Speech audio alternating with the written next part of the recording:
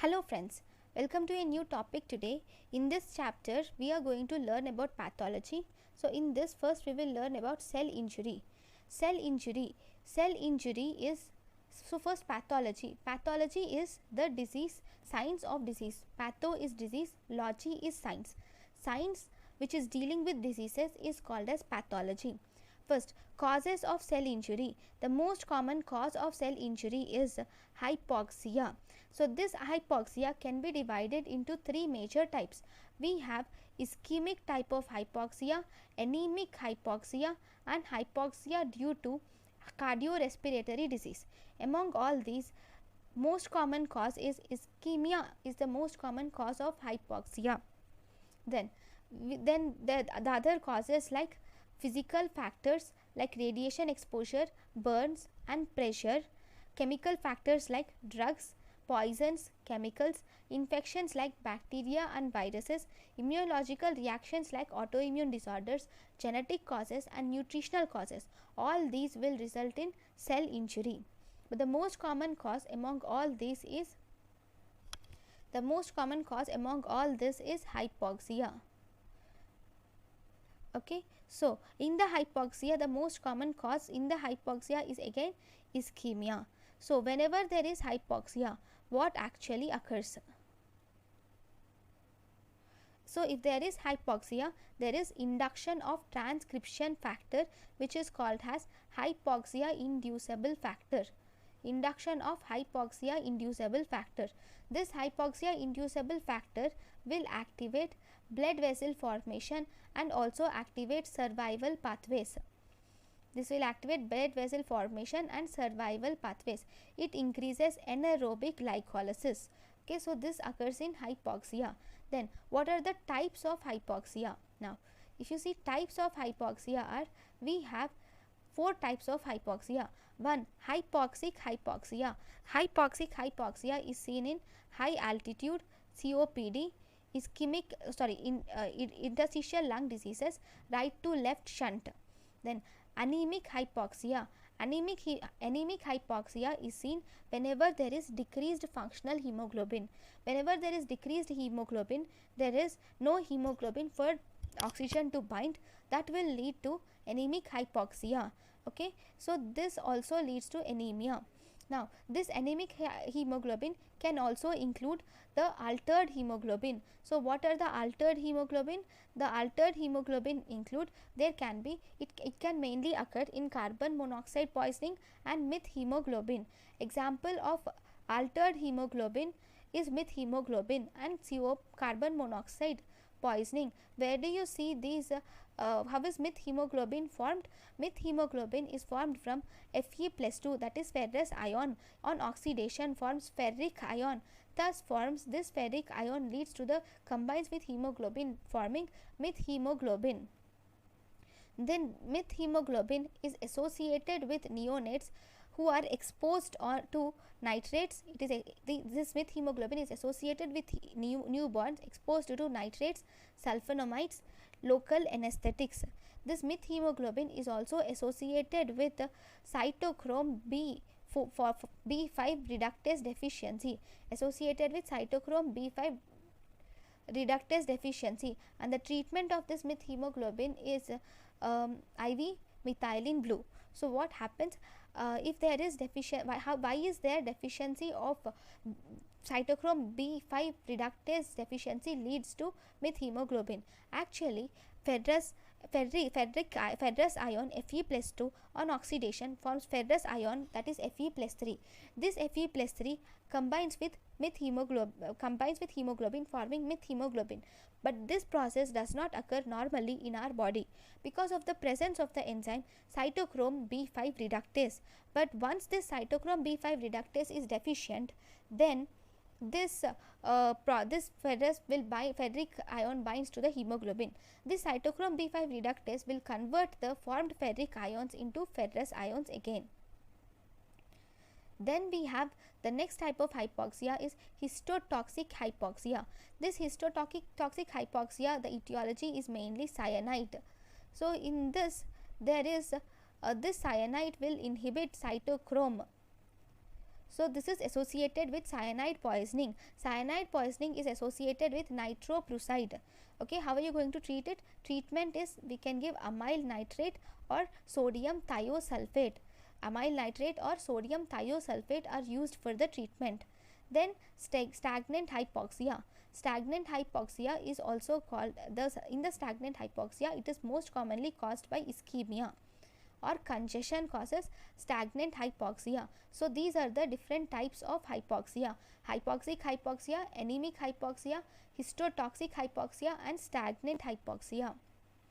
Then severity of injury is important. So the severity of injury depends upon the nature of cell and its duration. So neurons are most sensitive to hypoxia when compared to cardiac muscles. Neurons are most sensitive to hypoxia compared to cardiac muscle fibers, followed by skeletal muscle fibers, and fibroblasts are most resistant to the cell injury. Then what are the susceptible areas of ischemia? CNS. In the CNS, the Purkinje cells are most susceptible to ischemia. So in the CNS, the Purkinje cells and the cerebral cortical neurons in the layers 3, 5, 6 are susceptible. In the cardiac region, that is in the heart, subendocardial area is more susceptible. Then in the GIT, then splenic flexure is more susceptible. In GIT, splenic flexure is more susceptible to ischemia, whereas in cardiac area, subendocardial area is more susceptible to ischemia. Now injury can be of two types. One, we have injury can lead to adaptation or it can lead to reversible injury. So first we will learn about reversible injury and then we will learn about adaptation. This reversible injury, if not treated, can lead to irreversible injury. So this reversible injury, before that, normally if you see, the oxygen will help in ATP production in mitochondria. Okay, so this ATP production in mitochondria is with the help of oxygen. But if in hypoxia there is no oxygen, so mitochondria are affected, thus there is decreased ATP. So whenever there is decreased ATP, what happens? So because of hypoxia, the first organelle to get affected, the earliest organelle to get involved in cell injury is mitochondria. Then there is decreased ATP. So this decreased ATP has three causes. One, this decreased ATP will decrease the activity of sodium potassium ATPase. It increases the anaerobic respiration and it has other effects. So first, it increases the activity of sodium potassium ATPase. Sodium potassium ATPase causes influx of sodium and efflux of potassium. So there is increased influx of sodium and water and efflux of potassium, and because of that this leads to cellular swelling called as hydropic swelling, and this hydropic swelling is the earliest change in reversible cell injury. Earliest organelle involved is mitochondria. Earliest change in the reversible cell injury is hydropic swelling. Because of this swelling can also occur in the endoplasmic reticulum. If it occurs in endoplasmic reticulum, it will lead to the decreased protein synthesis. This can also cause loss in microvilli and it leads to the bleb formation and myelin figure formation in reversible cell injury. Then second, anaerobic respiration is increased. Whenever there is anaerobic respiration is increased, there is increased anaerobic respiration, so there is decreased oxygen. So in order to anaerobic respiration, in order to get glucose, there is increased glycogenolysis which leads to decreased glycogen. Okay, and there is anaerobic glycolysis also occurs. Because of the anaerobic glycolysis results in lactic acid formation and thus leading to decreased pH, and this decreased pH causes clumping of chromatin. This is the normal chromatin. This normal chromatin undergoes clumping because of the decreased pH. There are other effects also. Other effects include there is detachment of ribosomes is seen. This detachment of ribosomes decreases the protein synthesis. Because of decreased protein synthesis, there is lipid deposition is seen, thus leading to fatty liver.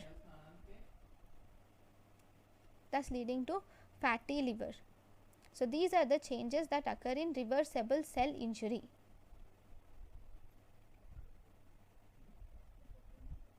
Then we have myelin figures. What are these myelin figures? Myelin figures are found due to the breakdown of membranes of cell organelles like endoplasmic reticulum. In reversible cell injury, there is cellular swelling.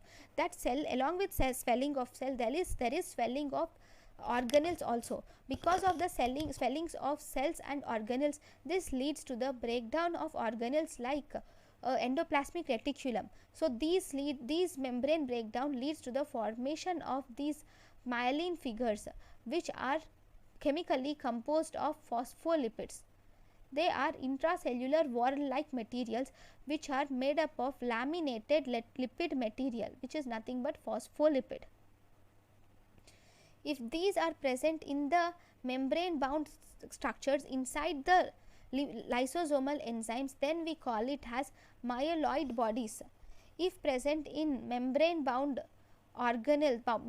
structures with lysosomal enzymes, then we call it as myeloid bodies.